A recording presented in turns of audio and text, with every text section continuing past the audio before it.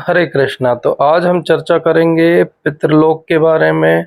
हमारे पितर कौन होते हैं, उनके बारे में, किस प्रकार से कोई व्यक्ति पितृ बनता है उसके बारे में, पितृ बनने के बाद उसकी क्या गति होती है उसके बारे में, और किस प्रकार से हम पितरों को सर्वदा प्रसन्न कर सकते हैं इसके बारे में। तो ये बहुत ही विशेष चर्चा होगी, कृपया ध्यान से सुनिए।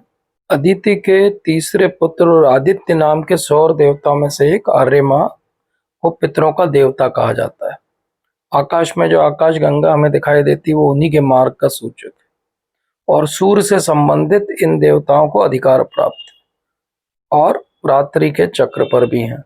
तो चंद्रमंडल में स्थित पितृलोक में आर्यमा सभी पितरों के अधिपति जो हैं वो नियुक्त है, और वो जानते हैं कि कौन पितृ किस कुल परिवार से है। तो इस प्रकार से कुछ जो है वो नित्य पितर होते हैं और कुछ जो है वो नित्य पितर नहीं होते हैं। तो आर्यमा जो है वो नित्य पितर हैं, और इनको प्रसन्न होने पर पितरों की तृप्ति होती है।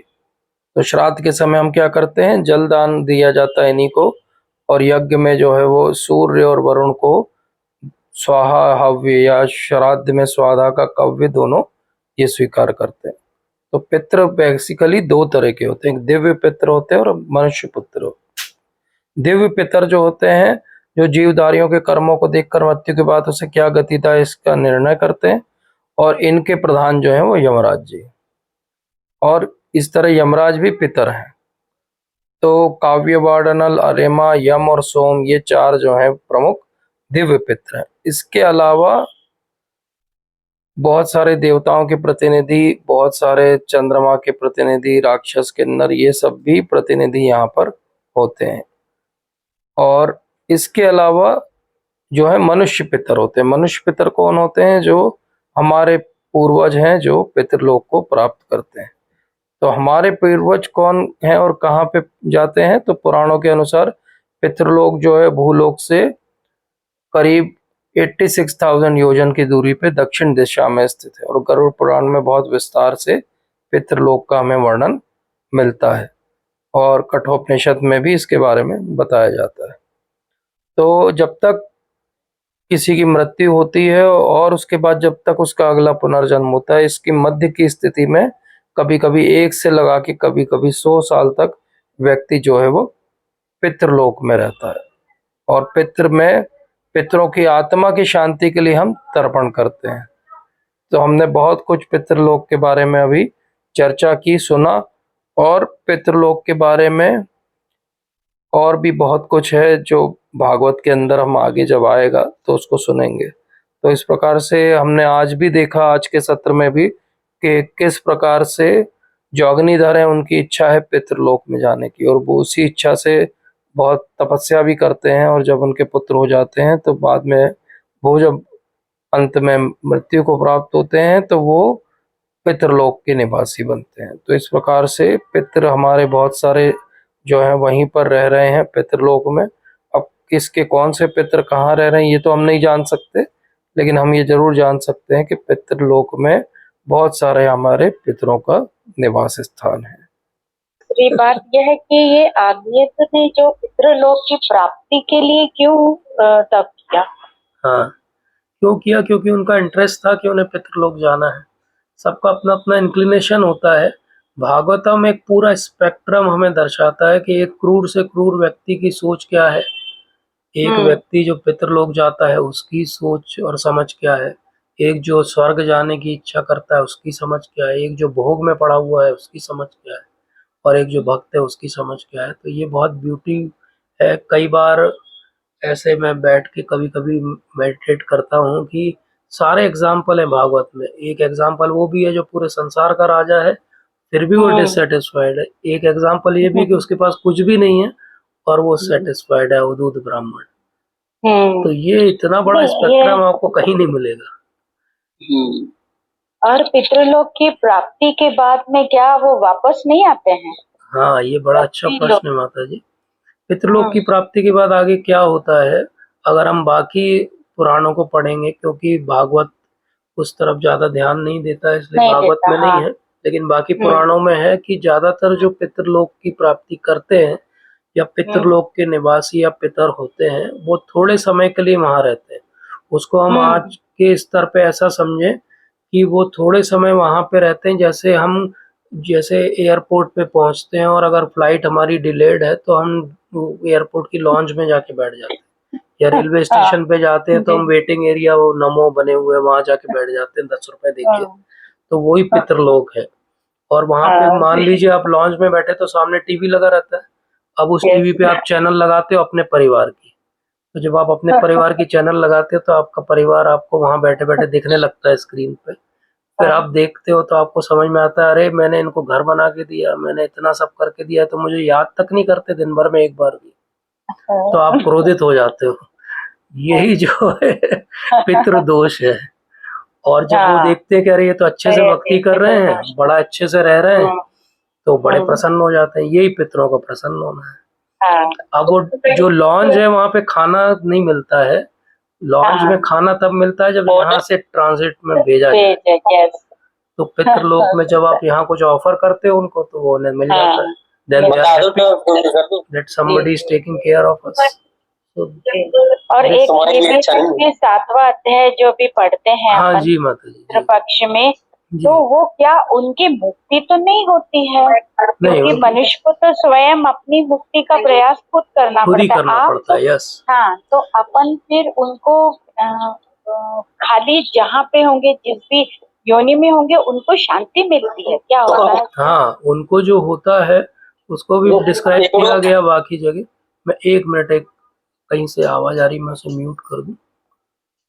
तो उन्होंने उसको ऐसे समझाया कि पितृलोक में जब वो देखते हैं कि हम उनके बारे में कुछ सोच नहीं रहे हैं या उन्हें ध्यान उतना नहीं दे रहे हैं जैसा वो एक्सपेक्ट करते हैं, तो they become dissatisfied and that dissatisfaction gives them pain. When we do something for them, then they remain satisfied. So our doing anything will not relieve them of their sins or their problems, but it can mitigate their suffering. It is like taking a painkiller. अब किसी को abscess हो जाए तो pain killer खा के दर्द कम कर सकता है, लेकिन कारण समाप्त नहीं होता है। ऐसे ही पितृलोक जाने के बाद उनमें से कुछ जो हैं उनको संग मिलता है। आर्यमा भी है वहां पे, और उनका जो डिवोशनल काउंटर पार्ट है उनको कहते हैं चेदीराज। आप साउथ इंडिया में अभी कभी जाएंगे तो चेदीराज के आपको मंदिर मिलेंगे या चेदीराज की मूर्तियां मिलेंगी। तो वो आर्यमा के काउंटर पार्ट हैं जो डिवोशनल है। अगर उनको उनका संग मिल जाता है वहां पे भी, तो वो वहां पे भी भक्त बन सकते हैं, they can go back to God at. लेकिन ज्यादातर का अटैचमेंट क्योंकि संसार से बहुत ज्यादा है, तो what happens, they will again fall down here. जैसे प्रभु जी ने श्लोक डाला, शीने पुण्य पुनः मृत्यु विशांति। तो ये पूरी पितृलोक की स्टोरी है बेसिकली। बट वो जब तक पितृलोक में निवास करते हैं, एक तरह से ट्रांजिट में वेट कर रहे हैं जब तक उनकी नेक्स्ट बॉडी जो है वो रेडी नहीं है। तो वो नेक्स्ट बॉडी जब तक रेडी नहीं है या नेक्स्ट अपॉर्चुनिटी उनके जन्म की उनके कर्मों के आधार पे नहीं बनी है, तब तक वो निवास करते हैं। अब हमको प्रैक्टिकली यहाँ रह के नहीं पता है कि हमारे कौन से पितर अभी भी वहाँ रह रहे हैं ट्रांजिट में, और किनको नेक्स्ट बॉडी मिलके नेक्स्ट जीवन उनका आरंभ हो गया। Because we don't know that, it is always good to offer them oblations, because that ways we are showing gratitude towards them. Eventually अगर उनमें से कोई होंगे भी वहाँ, तो they will become satisfied, और नहीं होंगे तो वो जिस भी योनि में जहाँ पे भी होंगे, when we offer something to them, it helps them there also. So nothing wrong in offering oblations or showing gratitude to them. एक मैं स्टैटिस्टिक्स पढ़ रहा था कि एक कोई व्यक्ति को जन्म लेने के लिए कितने पितरों की जरूरत पड़ती है। तो हम टेक्निकली देखें तो हम हैं, तो हमारे ऊपर हमारे पेरेंट्स हो गए 2, लेकिन उनके पेरेंट्स के लिए दोनों के लिए 2-2, और फिर उनके ऊपर हर एक के लिए 2-2। तो ऐसे आप करेंगे तो आता है कुछ 5400 सम ऑड फिगर आता है उसका। एक आदमी को पैदा होने के लिए पिछली 40 या 15 जनरेशन कुछ था फिगर में, उसमें 5000 पितर लगते हैं। अब उन 5000 में एक आध तो हो सकता है ट्रांजिट में ही हो अभी। इसलिए statistically also we should try to at least show gratitude towards them. Yes. Thank you. Thank you. Thank you. Thank you. हरे कृष्णा प्रभु जी। हरे कृष्णा माता जी। जी माता जी। प्रभु जी, पितृलोक की प्राप्ति और मोक्ष की प्राप्ति दोनों में क्या? बहुत अंतर है माता जी। मोक्ष की प्राप्ति का अर्थ हो गया कि आपको वापस यहाँ मृत्यु लोक में नहीं आना पड़ेगा, और पितृलोक की प्राप्ति तो वो तो ये एक्चुअली स्वर्ग और नरक के बीच का एक ऐसा स्थान है जहाँ थोड़े समय के लिए आप रह सकते हो, आपको वापस कहीं ना कहीं जाना ही पड़ेगा, वो अल्टीमेट डेस्टिनेशन नहीं है। इसलिए मोक्ष बिल्कुल अलग अवधारणा है और पितृलोक अलग अवधारणा है। इसीलिए भगवान बहुत स्पष्ट कहते हैं कि जो पितरों को पूजते हो पितरों के लोक में जाते हैं, जो देवताओं को पूजते हैं वो देवताओं के लोक में जाते हैं, जो मुझे पूजते हैं वो मेरे पास आते हैं, और जो मेरे पास आते हैं यद गतवान न निवर्तन्ते तद धाम परमम। जो मुझे पूजते हैं वो मेरे पास आते हैं और उन्हें वापस यहाँ नहीं आना पड़ता। तो वन वे रूट एक ही है, बाकी सब सर्कल है। ठीक है। तो फिर परमात्मा को कैसे प्राप्त किया जाए, कैसे वो किया जाए?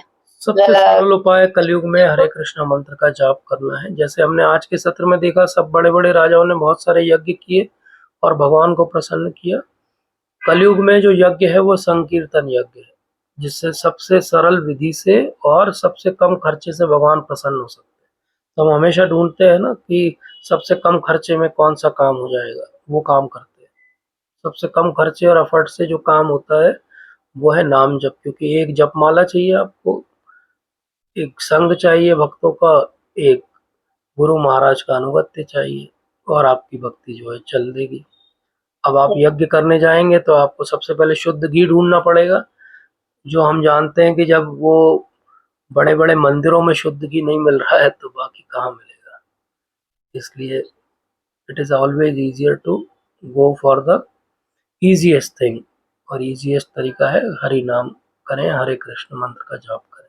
ठीक है माता जी। प्रभु जी, जाप करने के लिए जरूरी है कि माला ही ली जाए, ऐसे मन में कर नहीं सकते? बिल्कुल कर सकते हैं माता जी। एक्चुअली हम सबको मन में करना ही है, लेकिन क्योंकि हम अभी प्रैक्टिस वाले फेज में हैं, इसलिए माला पे करेंगे और गिन के करेंगे तो हमारी अकाउंटेबिलिटी रहती है। एक समय के बाद जब इतना हमारा स्तर आ जाएगा तो हम मन में भी करेंगे और बिना गिने भी करेंगे, और हमेशा करेंगे। 24 आवर्स करेंगे, 7 डेज करेंगे, 365 डेज करेंगे, जीवन भर करेंगे, और मरते समय भी करेंगे। लेकिन वो करने के लिए प्रैक्टिस माला पे करनी पड़ेगी, क्योंकि माला से अकाउंटेबिलिटी आती है।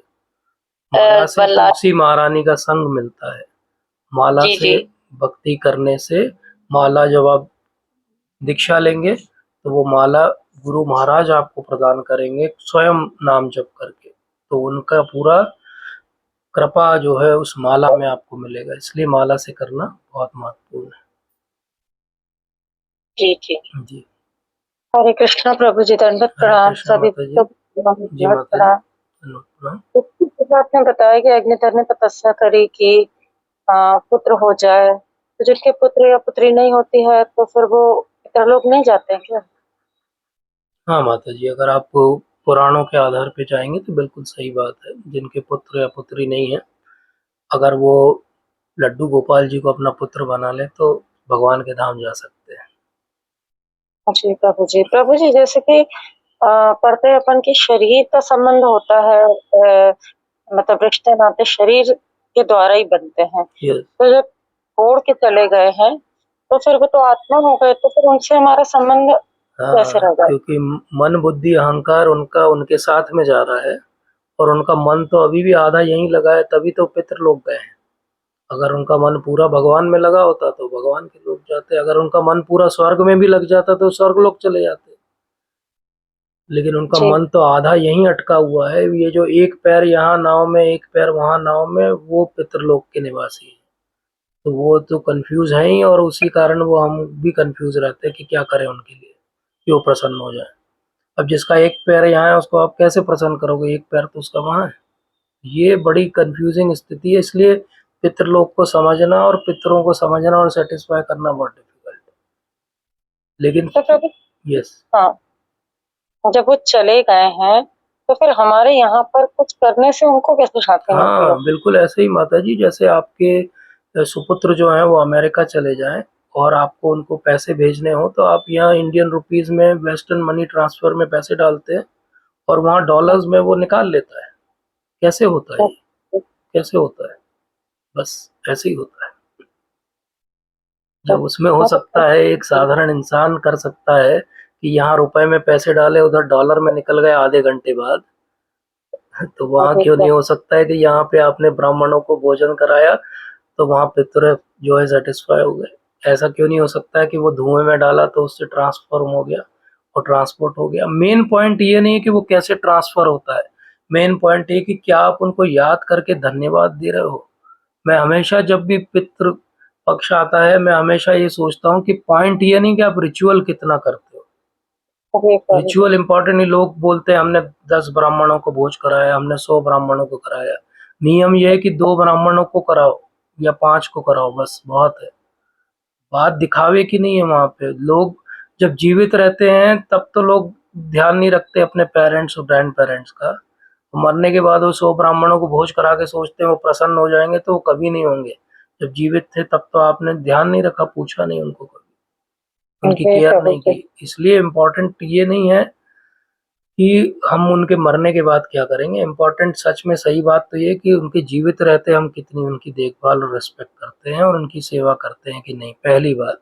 दूसरी बात, जब वो हमारे सामने फिजिकल फॉर्म में नहीं है तब भी वो कहीं ना कहीं एग्जिस्ट करते हैं।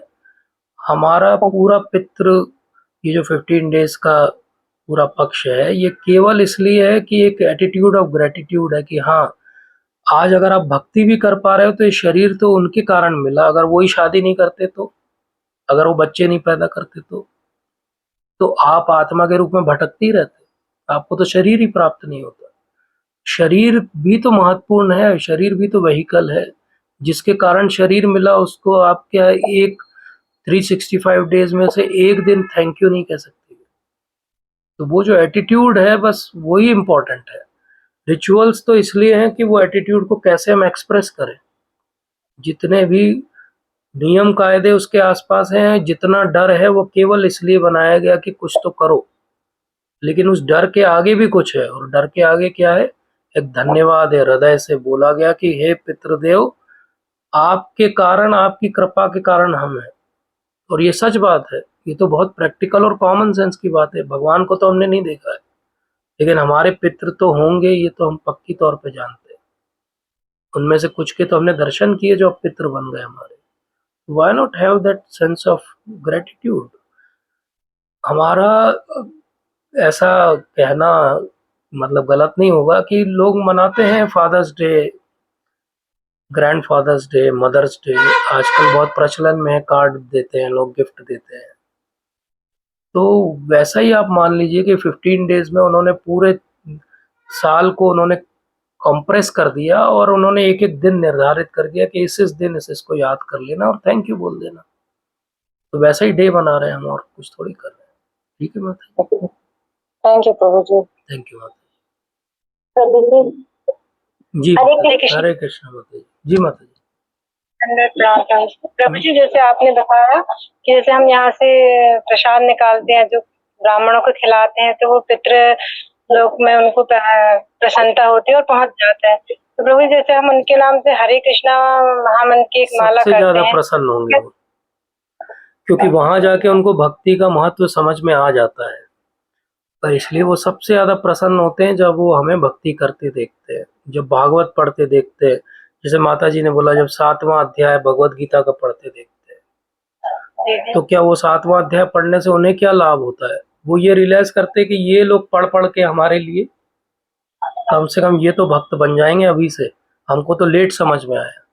जैसे हम में से जो भी भक्ति में लेट आते हैं उनको हमेशा ये लगता है कि जल्दी आते तो और भी बहुत कुछ करते। और जब हम किसी यंगस्टर को भक्ति में आते देखते हैं, छोटे बच्चे को भक्ति करते देखते हैं, तो बहुत प्रसन्नता होती है कि ये सही समय आ गया, इसके पास पूरा जीवन है, बहुत अच्छे से भक्ति करेगा। बस ऐसा ही उनका भाव रहता है जब वो देखते हैं कि अरे ये अब हमारा परिवार भक्ति में आ गया, कितनी अच्छी बात है। क्योंकि उनको मालूम है कि जो अगर इनमें से एक ने भी अच्छे से भक्ति कर ली तो 11 पहले की पीढ़ी और 11 आगे की पीढ़ी तर जाएगी तो उनमें उनका भी लॉटरी लग सकता है ना, बिना कुछ किए। तो that's why they are happy. ठीक है माता जी प्रभु जी, एक क्वेश्चन और था हमारा, जी। जैसे कि जैसे पितृ लोग ये सपने में दिखते हैं, तो प्रभु जी क्यों दिखते हैं? कुछ ऐसा है कि ऐसे ही दिख जाते हैं, मतलब नहीं, कुछ ऐसा बहुत बार है तो इट नहीं इज मतलब? जस्ट इमोशनल अटैचमेंट क्यों दिखते हैं वो, उसके पीछे कोई बहुत ऐसा साइंस नहीं है। लेकिन कभी कभी इस समय बहुत स्पेसिफिक रीजन से दिखें तो वो they will give you some message also कि why they are not happy. तो try to control that, try to rectify that. ऐसा भी होता है, कभी कभी बहुत स्पेसिफिक वो मैसेज देंगे आपको और उसको कोशिश करना चाहिए, प्रयास करना चाहिए। लेकिन सारे उसका जो सार है वो यही कि हम भक्ति करें अच्छे से, तो तो ही उनका भी उद्धार है, तो ही हमारा भी उद्धार है। ठीक है माता जी थैंक यू। थैंक प्रभु जी, यू। हरे कृष्ण। हरे कृष्णा प्रभु जी। हरे कृष्णा जी माता जी। दंडवत प्रणाम। धन्यवाद। प्रभु जी, मेरा एक क्वेश्चन था कि जैसे हम शरीरधारी हैं, तो हमारे आपस में संबंध होते हैं, रिलेशन होते हैं, तो क्या जब आत्म स्वरूप में होते हैं तो क्या आत्माओं का आपस में रिलेशन होता है, या पहचानती हैं या आइडेंटिफाई करती है, ऐसा कुछ होता है प्रभु जी? यस, जब तक हम किसी भी लोक में रहते हैं तो उस आत्मा के ऊपर हमें एक आवरण दिया जाता है। उस आवरण के द्वारा ही हम इंटरेक्ट करते हैं किसी भी जगह। तो जब भी हम किसी आवरण में रहते हैं तो उस आवरण धारी जो और भी जीव है उनको हम आइडेंटिफाई भी करते हैं और उनसे हमारा रिलेशनशिप भी होता है, इसमें कोई डाउट नहीं। ठीक है। ओके सर, दंडवत प्रणाम। कामना हरे मैडम कुछ कृष्ण कहना प्रभु चाहती हैं? जी मैडम।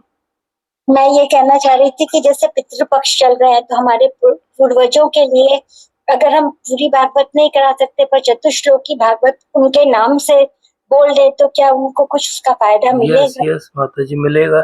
इसीलिए वो कहते हैं कि चाहे आप 7th चैप्टर पढ़ें, चाहे बीच के आप जो है वो 6 जो चैप्टर्स हैं भगवत गीता के वो पढ़ें, चाहे आप भागवत सप्ताह करें उनके नाम से।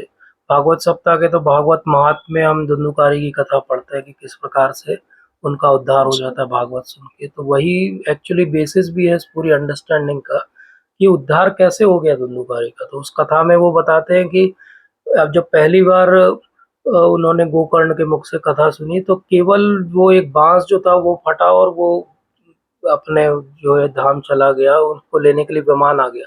तो बोले ये सारे गांव वाले थे, इन्होंने भी तो सुना था, इनका कुछ क्यों नहीं हुआ? तो वो कहते हैं कि ध्यान से बस इसी ने सुना था, बाकी किसी ने नहीं सुना। तो पॉइंट बिल्कुल सही है और माता जी जैसे की। जी, और जैसे हमसे कुछ जीव हत्या हो जाती है या कुछ अनजाने में कुछ इस तरह का वो हो जाता है तो उसके लिए भी अगर हम प्रायश्चित में चतुश्लोकी भागवत बोल दे तो हमें क्षमा मिलेगी उसके लिए? माता जी इसका मुझे रेफरेंस देखना पड़ेगा क्योंकि ये चीज़ मैंने कहीं अभी तक पढ़ी नहीं है, बट आप कह रहे हैं तो मैं कहीं से ढूंढ के बताऊंगा। वैसे मुझे जी एक जो रेफरेंस याद आ रहा है वो ये है कि जो भी भक्ति में आ गया है, जो भक्ति कर रहा है, वो किसी के लिए भी कोई ऋण उसका चुकाने का नहीं बचता है। तो उससे जो भी कुछ हुआ है, कोई अपराध भी हुआ है, तो वो अपने आप ही नलीफाई हो जाता है।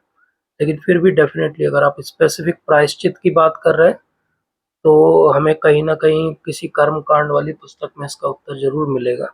बट जैसे मोस्टली वो जी, उनके लिए भीष्म पितामह के लिए कहा जाता है कि हाँ, उन्होंने जो बाण चलाए हाँ, थे यस, तो यस, एक तो उसके लिए उनको इतने दिनों तक बाणों की शैया पे लेटना पड़ा यस, था। Yes, yes. ऐसे जाने अनजाने हमसे भी बहुत सारे बहुत सारे मतलब गलतियाँ प्राणियों होती की है। जी हत्या माता होगी, जी। इसलिए मैं ये इसीलिए वो पूछना कर्म चाहती कांड में अगर आप पढ़ेंगे तो वो कहते हैं कि सबसे ज़्यादा जो जीव हत्या होती है वो किचन में होती है, मतलब रसोई हूँ। घर में हाँ होती है। इसलिए वो कहते थे, रसोई घर का एक श्लोक भी है जिस मुझे श्लोक तो ध्यान नहीं है लेकिन उसका जिस्ट ये था कि जहाँ हम पानी भर के रखते हैं वहाँ बहुत सारे जीवों की हत्या होती है, जहाँ चूल्हा जलता है वहाँ बहुत जी, सारे और जीव जो झाड़ू है लगाते हैं तो जहाँ उसमें भी झाड़ू है लगाते हैं बताती उसमें। थी करती है। जी जी, तो इसीलिए वो कहते थे कि पंच यज्ञ जो है वो हर गृहस्थ को रोज करना चाहिए। जी, तो पुराने समय में लोग पंच यज्ञ किया करते थे और उससे वो सारी जो अ, मतलब अनजाने में जो जीव हत्या हो रही है उसका पाप उनके ऊपर नहीं आता था। तो आई थिंक हमारे लिए तो सबसे अच्छा यज्ञ जो है वो हरि नाम है, हम कर ही रहे हैं। वो तो बाकी खैर कर ही रहे हैं। जी माता जी। और बाकी मैंने जो आज अभी पितृ पक्ष में बताया उसमें आपको कुछ करेक्शन करना हो या कुछ बताना हो माता जी तो कृपया बताइए, माता नहीं जी का नहीं भी बस ज्ञान बहुत डीप में है। और नहीं नहीं, ऐसा कुछ नहीं है, ऐसा आप बिल्कुल गलत सोचते हैं। नहीं नहीं मुझे माता कुछ ऐसा नहीं आता, तो मैंने आपसे पूछा इस चीज के लिए। जी बस, जी जी माता जी, थैंक यू की तरह। जी थैंक यू। मनोज प्रभु जी। दंडवत प्रणाम। धन्यवाद। आज का सेशन तो बहुत ही अच्छा रहा, खासकर जो आप हमेशा बोलते हैं कि संगति और भक्ति तो दोनों का बहुत अच्छा मिला जुला संबंध है और दोनों से ही जो है आगे हम इसमें बढ़ सकते हैं। और दूसरा पॉइंट जो आपने कहा कि भगवान के नाम से जो भी काम हमको अगर मिलता है और उसको मना करते हैं, मतलब एक्चुअली में हम भगवान से ईर्ष्या रख रहे हैं, जो बहुत अच्छा पॉइंट है ये। क्योंकि हमको ऐसे बहुत सारी अपॉर्चुनिटी मिलती है हमारे नियर बाय सोसाइटी में या आसपास, जो है हम उसको जस्ट हमारे पास टाइम नहीं है या we are busy here and there and we ignore it. But actually अगर कर सकते हैं तो करना चाहिए, जब तक कि कोई बहुत जेन्युइन रीजन ना हो, राइट। अब जैसा यस आपने कहा यस कि हाँ ना। और थर्ड पॉइंट आपने जो बोला है कि एंट्री और एग्जिट अगर आपका डिसाइड नहीं है तो बाकी सब वेस्ट है फिर। तो वो कैसे डिसाइड करें एंट्री एग्जिट? क्योंकि एंट्री तो ठीक है हमारे पास नहीं है, हमारे हाथ में नहीं है, लेकिन एग्जिट हमारे हाथ में है ना। यस लेकिन वो कब एग्जिट करना है वो बहुत वैसा कंफ्यूजिंग रहता है, क्योंकि बहुत मटेरियलिस्टिक है वो चीज, है ना। यस यस ऐसा है। अगर हम नंबर्स के हिसाब से जाएं, पुराने समय में कहते थे कि 25 इयर्स में यू एंटर इनटू गृहस्थ आश्रम and 50 is the year when you exit और you make psychological exit from grahastha ashram. For next 25 years you are somewhere like on the zone of the society where you are interacting but not that much, and next 25 years is totally you are out of it. अब nowadays when I think about it, problem ये है कि हमारी तो life expectancy जो है वो 70s में है। 100 ईयर्स तो हम में से कोई भी शायद ही जिएगा, जिए तो बहुत अच्छी बात है, लेकिन कोई शायद ही जिएगा। अब जब लाइफ एक्सपेक्टेंसी हमारी 70s में है मैक्सिमम की, तो अगर हमें 70 साल ही जीना है ज़्यादा से ज़्यादा, तो इस 70 साल में हमें अपना काम सब समेटना है and we have to finish. और क्योंकि एक्चुअली पुराने समय में लोग जो है वो वानप्रस्थी हो जाते थे, वानप्रस्थ जाना तो अब संभव नहीं है किसी के लिए भी। तो बोले फिर प्रैक्टिकल आंसर क्या है, इस बात का सोल्यूशन क्या है? अब मैं आपको बहुत प्रैक्टिकल बात जो मेरी समझ में आई आज तक वो शेयर कर रहा हूँ। Normally I don't talk about these things, but आपने पूछा इसलिए मैं शेयर कर रहा हूँ। तो बात यह है कि हमारी गृहस्थ लाइफ में एंट्री के साथ हमारी रिस्पॉन्सिबिलिटीज चालू होती है, और वो जो रिस्पॉन्सिबिलिटी चालू होती है उनका एक मेजर जो एक्चुअली स्वरूप है वो है मॉनिटरी रिस्पॉन्सिबिलिटीज। मनी के लेवल पे हमारी रिस्पॉन्सिबिलिटीज हमारी फैमिली से रिलेटेड, कि इतनी मनी की ज़रूरत है। मान लो आपके बच्चे हैं तो उनको पढ़ाने, उनको सेटल करने के लिए इतनी मनी की ज़रूरत है कि आप सो कॉल्ड वानप्रस्थी बन जाओ तो आपका घर चलता रहे, आपको किसी के हाथ ना फैलाना पड़े, आपको कोई मेडिकल इमरजेंसी आ जाए तो आप इलाज करा सको, आपको अगर किसी को दान धर्म करना है तो उसके लिए आपके पास पर्याप्त हो। ये सब हो सकता है प्रैक्टिकली अगर आप ठीक से प्लानिंग करो। प्रॉब्लम हमारी क्या है, हम लोग शुरू में जैसे ही गृहस्थ आश्रम में आते हैं बहुत सारे लोन अपने सिर पे ले लेते हैं, और पूरा गृहस्थ आश्रम इवेंचुअली केवल लोन भरने की कवायद बन के रह जाता है। आखिरी में आप वो जो लोन वाली वस्तु है ना उसका अच्छे से उपभोग कर पाते हो, और उससे डबल जो है वो जितने की थी उतनी वैल्यू उसकी देते हो, जो कि वो डिप्रिशिएट हो चुकी है। अब उसकी आज मार्केट में वैल्यू भी नहीं बची। अगर कोई ये जेन्युइनली अच्छे से अपनी फाइनेंशियल प्लानिंग कर ले तो उसका एग्जिट बहुत अच्छे से वो प्लान कर सकता है। हम कभी इस बारे में प्रैक्टिकल सेशन भी डिस्कस कर सकते हैं कि वो फार्मूला क्या है, एंड वो फार्मूला है एक्चुअली रियली वो फार्मूला एग्जिस्ट करता है, जिससे आप ठीक ठाक तरीके से अपना जीवन भी जी सकते हैं और अंत में बहुत अच्छे से आप एक एग्जिट प्लान भी बना सकते हैं अपना, जहाँ पे आप डिसेंट तरीके से आगे भी लाइफ जी सकते हैं बिना किसी पे डिपेंडेंट हुए, और आप भक्ति भी कर सकते हैं, आप प्रचार भी कर सकते हैं बिना एंजाइटी के। तो this all exit is possible when we talk about it. It is not just a theoretical thing. I have seen people doing it successfully and we all also can try that. ठीक है प्रभु जी? ठीक है। ठीक, thank you. प्रभु जी, एक आपने चीज बताया कि आप भागवतम को जिस दृष्टि से देखें भागवतम वैसे ही रोल करती है। यस या सेवा कर सकते हैं या मित्र Yes. या गुरु यस या प्रीतम। Yes. सेम प्रभु जी भगवान के लिए भी लिखा हुआ है हाँ, कि आप उनको सखा मान सकते हो या मित्र। तो इसका मतलब ही यही हुआ प्रभु जी कि भागवतम और भगवान एक ही हैं। अभिन्न है, बिल्कुल प्रभु जी, बिल्कुल बिल्कुल। बहुत बहुत परफेक्ट बात है ये। इसीलिए इस समय कलयुग में हमारे पास भागवतम भी है, भगवान के अर्च विग्रह भी है, हमारे पास गोवर्धन जी भी हैं जो भगवान से अभिन्न है। तो 3 दर्शन तो हमें यहीं पर हैं जो भगवान से अभिन्न है। बिल्कुल परफेक्ट अंडरस्टैंडिंग है प्रभु जी। आज हमारा बहुत सौभाग्य भी है कि प्रवीण प्रभु जी आए हैं। प्रवीण प्रभु जी, वेलकम। प्रभु जी दंडवत प्रणाम। हरे कृष्ण प्रभु जी, थैंक यू फॉर कमिंग। मैं क्या कहूँ, पिछले काफी लंबे समय से जो है वो नहीं, बट मैं बाकी सबको बता देता हूँ, प्रभु जी was very busy. He is taking sessions on chapter 8 of Bhagavad Gita, very nice sessions. आप इनके क्राफ्ट ऑफ लाइफ पे जाके सुनिए, प्रभु जी ने बहुत अच्छे से। प्रभु जी is very good singer also and very nicely he plays harmonium also. So he is now actually shown his full talent. So he was busy preaching to thousands of people. So today he got time. Yes, Prabhuji. नहीं है, ऐसा कहीं कहीं कोई इस तरह की बात नहीं है। बस हाँ ठीक है, बिजी तो था कुछ। बीच में तीर्थ यात्रा भी हो गई आपकी कृपा से, तो उसमें भी चला गया था। एस्कॉन से ही ग्रुप जा रहा था तो साउथ इंडिया। अरे वाह, हाँ, अहोबलम अहोबिलम श्रीलंकन। ऊपर चढ़ के गए थे। हाँ मुझे है वाह, ना, यू फिर आर सो फॉर्चुनेट। श्रीरंगम, फिर उसके बाद तिरुपति, दमोह, ये सब।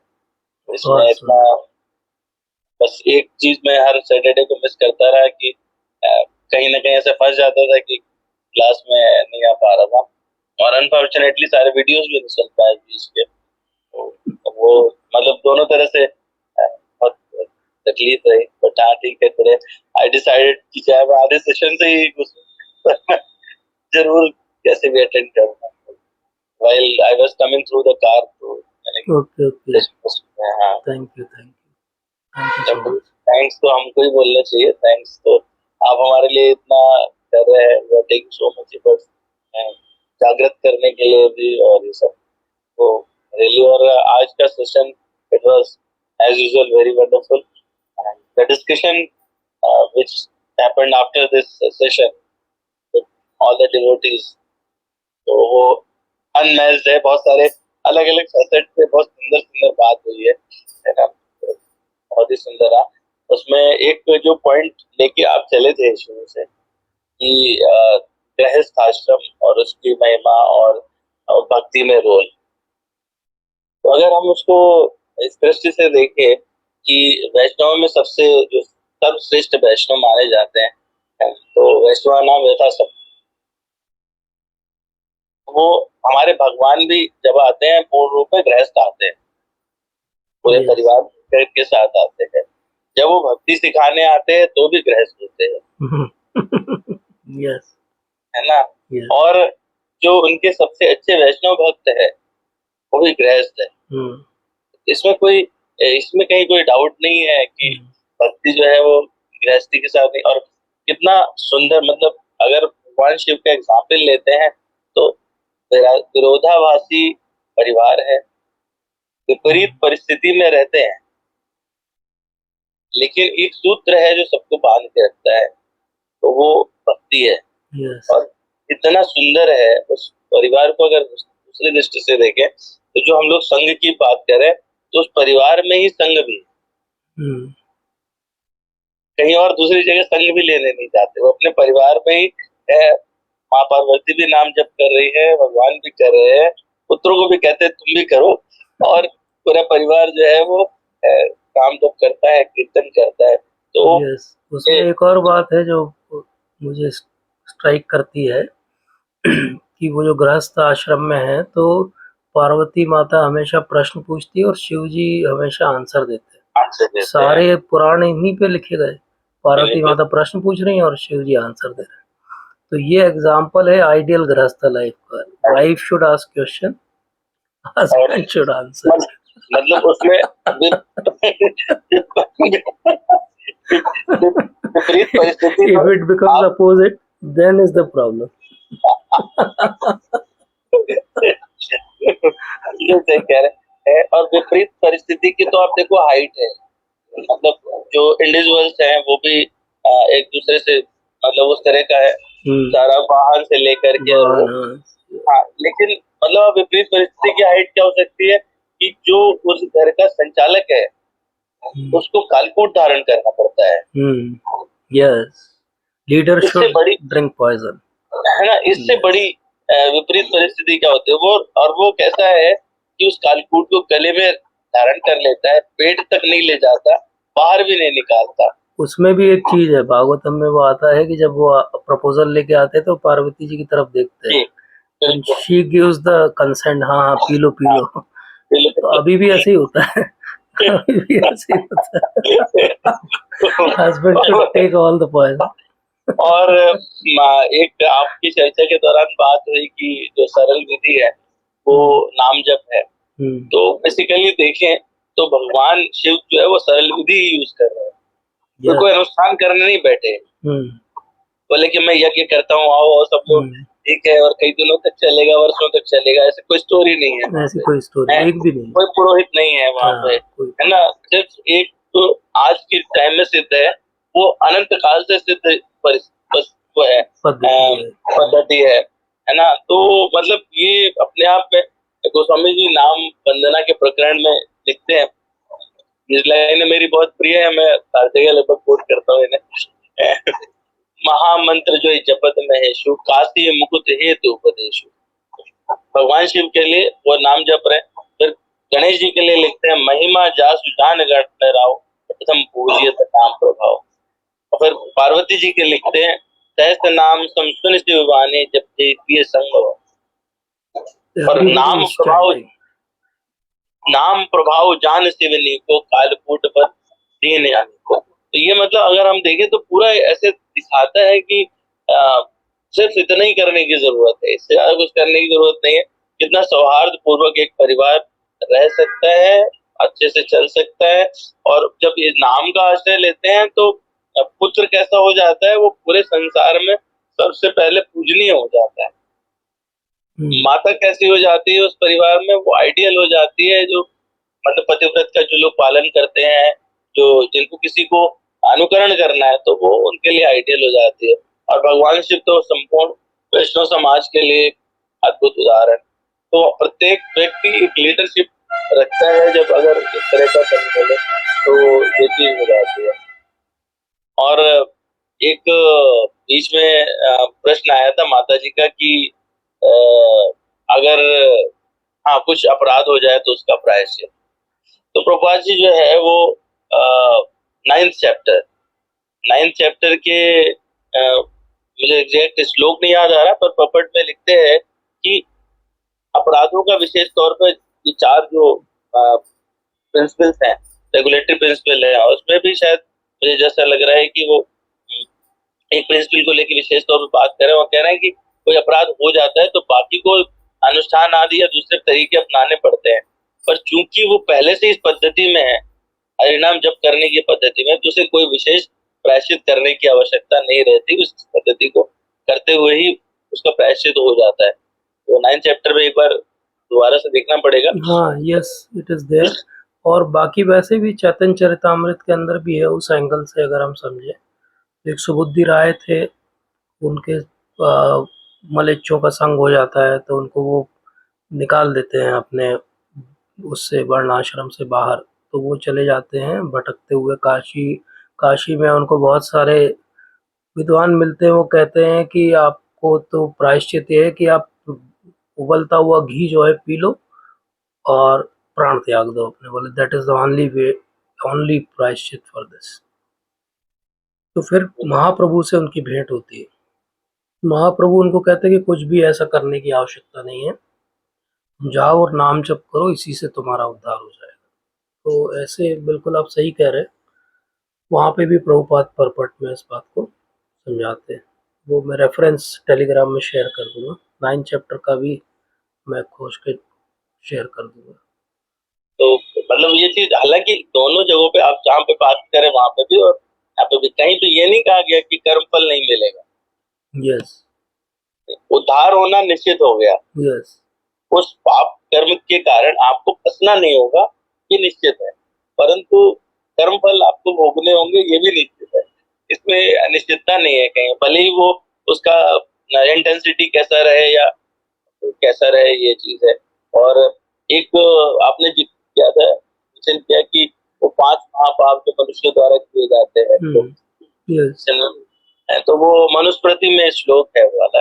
अच्छा, हाँ, हाँ, जी, पंचसूर्णा गृहस्थ चुल्ली शेण विपस्करा खंडनी खुद कुंभश्च बद्धते यास्तु वायन।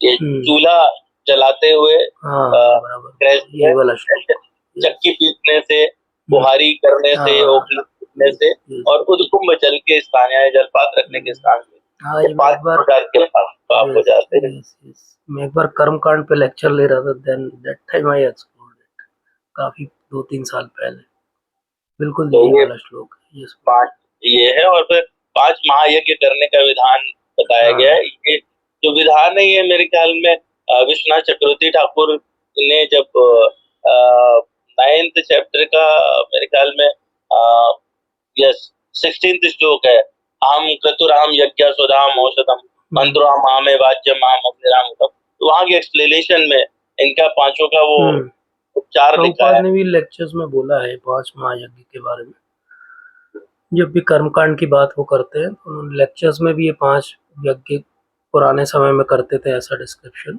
दिया है। तो उसमें एक पितृ यज्ञ श्राद्ध है। पहला उन्होंने ब्रह्मचर्य का जीवन व्यतीत करना और पुराण पढ़ना। दूसरा है पितृ यज्ञ श्राद्ध तथा तर्पण करना। तीसरा देव यज्ञ, देवताओं का पूजन और हवन करना। चौथा है भूत यज्ञ, कुत्तों आदि को बलि अर्पण करना। और 5वां मनुष्य यज्ञ, आतिथ्य सत्कार। ये 5 महायज्ञ गृहस्थों के लिए बताए गए। ये जो पुराने लोग रहते थे वो ये सब करने के बाद सारे पांचों चीजें करते थे, they were perfect, yes। इसीलिए बेसिकली कर्मकांड भी अपने आप में बहुत बड़ा एलॉबरेट सब्जेक्ट है। इसीलिए गोपाल भट्ट गोस्वामी ने एक्चुअली उसको वैष्णवों के लिए मॉडिफाई किया और समझाया कि वैष्णव उसमें से क्या क्या करें। तो उन्होंने एक पुस्तक लिखी थी सतक्रिया सार दीपिका, वो पीडीएफ में है अवेलेबल, सतक्रिया सार दीपिका। उसमें वैष्णव कर्मकांड कैसे करने चाहिए, संस्कार कैसे करने चाहिए और क्या क्या हमारे लिए आवश्यक है, और उन्होंने सारे मंत्रों को जो है वो कर्मकांड के मंत्रों को रिप्लेस कर दिया वैष्णव मंत्रों से।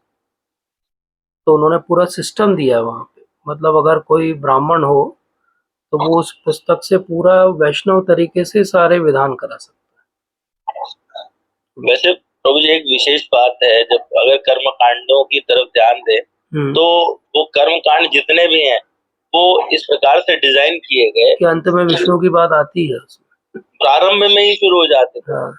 यस, जब आचमन कराते हैं, आचमन कराते है ना, तो ओम माधवाय नमः, केशवाय नमः, ऋषिकेशाय नमः, सारे नामों का स्मरण होता है। और उसके बाद में कोई अगर नहीं माने तो उसको फिर ये श्लोक भी सुना देते हैं, पवित्रो पवित्रो वा सर्वावस्था, तो है ना, तो या स्मरित पुंडरीकाक्ष। तो वो बता रहे हैं कि आप याद किसको करना है, याद किसको करना है, अनुष्ठान किसके हेतु से किया जा रहा है। भले ही उसमें सकाम है लेकिन प्रारंभ जो है वो, लेकिन डायरेक्शन तो वही है, भक्ति का ही सीढ़ी चढ़ रहे हैं एक एक करके। तो डेफिनेटली सही तरीके से कर्मकांड कोई समझे तो वो भी एक्चुअली भक्ति की एक सीढ़ी है ऊपर चढ़ने की। इसीलिए लैडर ऑफ योगा में कर्मकांड को भी इंक्लूड किया उन्होंने। लैडर ऑफ योगा में तो उन्होंने कर्म को भी इंक्लूड किया, इसीलिए किया कि हर तरह से हमको धीरे धीरे ऊपर ही चढ़ना है। आज हम भक्ति में, हो सकता है हम पिछली सीढ़ी में कर्मकांड में थे, who knows। सही बात, यस, तो सही बात। तो मैं एक बार फिर से क्षमा चाहूंगा कि पिछले कुछ सेशन में ज्वाइन नहीं कर सका। We miss you a lot। मैं भी बहुत because your insight brings conclusion। Many time I say it is just like icing on the cake। So every time I was giving them bitter gourd, करेला खिला रहा था मैं इतने दिन तक। अब आज आप आए तो सबको आइसक्रीम और गुलाब जामुन और मूंग का हलवा मिला है। We are so thankful to you. I am very thankful to Prabhuji and every devotee who is participating here and who will listen afterwards. क्योंकि वो उनके कृपा प्रसाद से ही कोई थॉट भी आता है। यस प्रभुजी तो कह रहे थे कि बिनु हरि कृपा मिले ही नहीं संता, यस है ना, और बिनु सत्संग विवेक न होए, बिनु हरि कृपा सुलभ न सोए। लेकिन जो सत्संग है ना, वो जो संत अगर पास से निकल जाते हैं, उनसे स्पर्श करके वायु भी जो निकलती है या उनकी वाणी से जो शब्द है वो भी जो निकलते हैं, वो आपके लिए सुकृति का कार्य करते हैं और वो हरि कृपा वहीं से आती है। तो पहले से ही हम मतलब सामने से भी नहीं हो, लेकिन उस स्थान से भी संत होके निकल जाए, कोई साधु निकल जाए, कोई डिवोटी निकल जाए, वैष्णव निकल जाए, तो वो हमारे लिए हरि कृपा बन जाती है। तो आप लोग, मैं भले से ही नहीं ज्वाइन कर पा रहा था, बट somehow I feel कि आप सभी का जो आशीर्वाद है वो है, और उसके कारण थोड़ा बहुत कुछ अपना अगर प्रगति हो तो हो जाए। अपने कोई सुकृत नहीं है, कोई ऐसे कर्म नहीं है कि इस तरह कुछ हो सके। ठीक है, वो बोले ऐसे ही थैंक है यू। जैसे बॉम्बे की लोकल ट्रेन में आप भीड़ में खड़े हो जाओ तो आपको चढ़ा भी देंगे, उतार भी देंगे। वैसे ही अपन भी भक्तों के संग में बने रहें तो वो चढ़ा भी देंगे और उतार भी देंगे। So let's hope same for everyone. तो प्रभु जी ने एक प्रश्न पूछा है कि how to clean yourself from within. प्रभु जी आप आंसर देंगे इसका? बिल्कुल बिल्कुल प्रभु जी, इसमें क्लीनलीनेस के लिए चाहे अंदर से चाहे बाहर से कहीं से भी क्लीन करना है तो उसके लिए भगवान का नाम ही, और दूसरा कुछ और है ही नहीं। गोस्वामी तुलसीदास जी बहुत सुंदर दोहा लिखते हैं, मैं वो सुना देता हूँ इसके आंसर में। राम नाम मन दीप धरो जी देहरी द्वार, तुलसी तुलसी भीतर बाहर हूँ जो चाहत उजियार। तो राम का नाम जो है उसका दीपक जलाए कहाँ पर? अपने जीव रूपी देहरी पर। देहरी बोलते हैं ना, जो घर के अंदर जाना और बाहर जाने का, ये हाँ, तो वो वहां पे जलाएं, और अगर वो रहेगा तो वो अंदर भी आपके प्रकाश करता है और बाहर भी प्रकाश करता है, संसार में क्या प्रकाश आंसर है प्रभु जी, क्या आंसर। तो कोई भी प्रकाश जो है वो अज्ञानता रूपी अशुद्धि जो हमारे अंदर है उसको समाप्त कर देती है। ज्ञान दीपे न भास होता, एक ही तरीका है, इसके अलावा कोई और तरीका नहीं है। इसीलिए जो शिक्षाष्टकम का पहला श्लोक है, चेतो दर्पण मार्ग, और जो चेतो दर्पण मार्ग है वो इसी प्रकार से हो सकता है। ध्यान से देखे तो बहुत मुझे लगता है कि सब भक्त लोग एक ही बात घूम फिर के बता रहे हैं। हनुमान चालीसा का पहला दोहा है, तेरे गुण चरण सरोज रख, निज मन मुकुर सुधार, चेतो दर्पण मार्ग, और वो सबका यही तरीका है, इसके अलावा कोई और तरीका है नहीं। तो नाम जप करें, उससे सब शुद्धि हो जाएगी। बिल्कुल सही। तो यही आंसर है प्रभु जी की तरफ से, और शायद सबका यही आंसर होगा कि हरि नाम करते रहें, ज़्यादा हम अशुद्धता और शुद्धता में ना पड़ के मन लगा के भक्ति करें, और कोई भी चीज़ के लिए बहुत आतुर ना हो। स्वयं समय के साथ भगवान की कृपा से हम सबको अनुभव मिलेंगे और अपना एक स्पिरिचुअल एक्सपीरियंस होगा जिसको लेकर आप आज जीवन में अपने आगे बढ़ पाएंगे। और तो इसमें एक चीज मैं मतलब, और सॉरी थोड़ा टाइम ज्यादा ले रहा हूँ, बट इसमें ये बात समझने की है कि कहीं कहीं भक्तों ने ये भी कहा कि, और इनफैक्ट जो रियल वैष्णव शुद्ध भक्त है तो भगवान से चाहते जरूर है, भगवान आ जाए, प्रकट हो जाए, मिल जाए, उससे ज्यादा आनंद उनको भक्ति में है। वो भक्ति कभी छोड़ना नहीं चाहते, और भगवान से जुड़े भी इसलिए रहना चाहते हैं कि भक्ति सतत होती रहे, यहाँ भी भक्ति होती रहे और वहां भी भक्ति होती रहे। तो भक्ति ऐसी है जिसका मंजिल भी भक्ति है और रास्ता भी भक्ति है, साधन भी वही है, साथ भी वही है, एक ही है। तो ये बड़ी आनंददायक बात है। जब भी कभी मन में निकलता हो तो ये सोचें कि सब सर्वोत्कृष्ट जो वस्तु है तो चीज है, वस्तु कहना तो पता नहीं ठीक होगा, पर जो नहीं, है ठीक वो होगा, क्योंकि भक्ति विनोद ठाकुर महाराज उसको कहते हैं वास्तव वस्तु। जैव मतलब धर्म आप में वो डिफाइन करते हैं वास्तव वस्तु क्या है। बोले वास्तव वस्तु, पूरा एक चैप्टर है इस बात पे कि वास्तव वस्तु क्या है। बहुत अच्छा चैप्टर है। वास्तव वस्तु क्या है? बोले कृष्ण ही वास्तव वस्तु है। पूरे लॉजिक से एक्सप्लेन करते हैं, वस्तु कह सकते हैं। तो मतलब अगर हमको जो सर्वश्रेष्ठ कुछ मिल सकता है पूरे ब्रह्मांड में, पूरी सृष्टि में, भगवान से भी जो सर्वश्रेष्ठ संत लोग मांगते हैं, वो भक्ति मांगते हैं।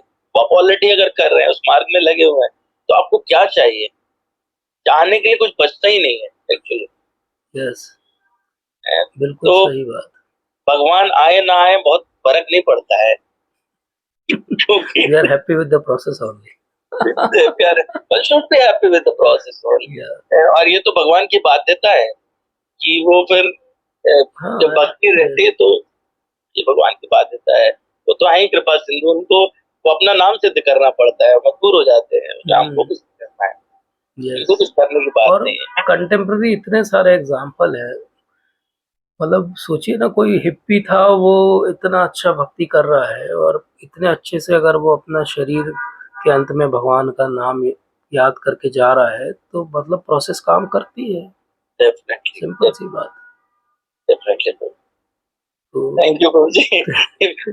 हम शायद घंटों बात करते रह सकते हैं। Yes yes, we Prabhu can ji, talk Hare till Krishna. एक 4 o'clock ऑल्सो, बट अभी वो धीरे धीरे नंबर कम होते जाते हैं लोगों के। They other works to do, we are all free people.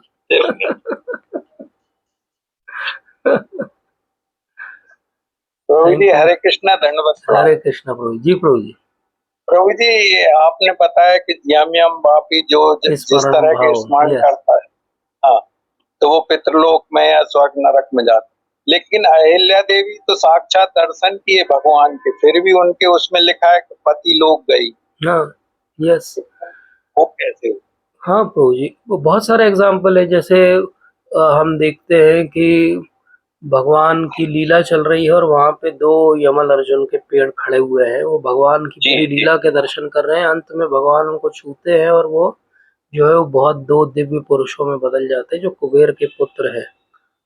जी। लेकिन दोनों भगवान के दर्शन करने के बाद हाथ जोड़ के कहाँ चले जाते हैं? वो अपने हाँ, पिताजी के लोक में चले जाते हैं।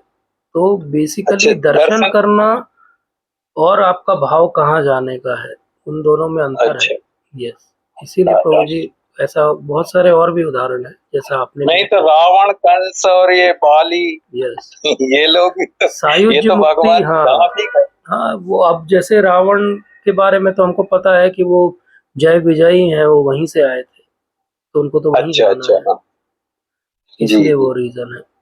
बाकी को हाँ सायुज्य हाँ मुक्ति देते हैं।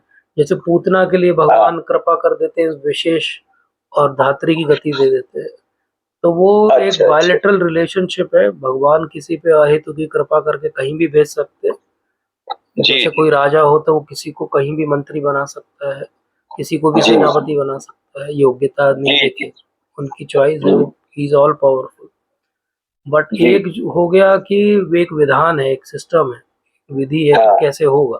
तो जी विधि में जब हम साधन भक्ति कर रहे हैं, तो विधि ये है कि अंत में भगवान को याद करना पड़ेगा।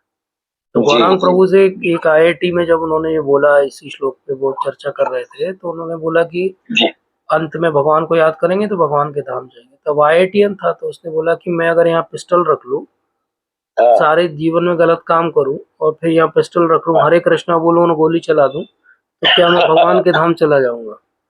जी तो पहले तो प्रभु जी ने उसको बड़ा अप्रिशिएट किया कि आईआईटी में इसीलिए पहुंचे हो तुम, क्योंकि बहुत दिमाग है तुम्हारे पास।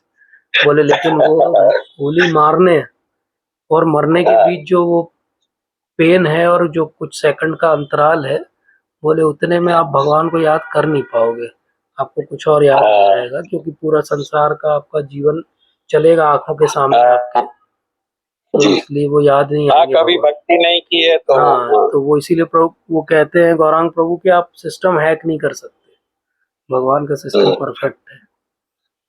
जी जी ठीक है प्रभु जी।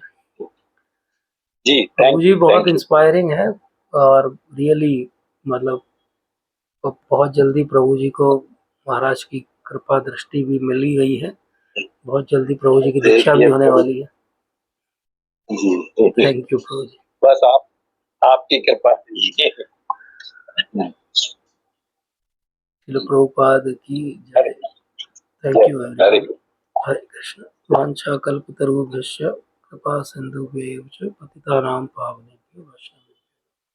Thank you.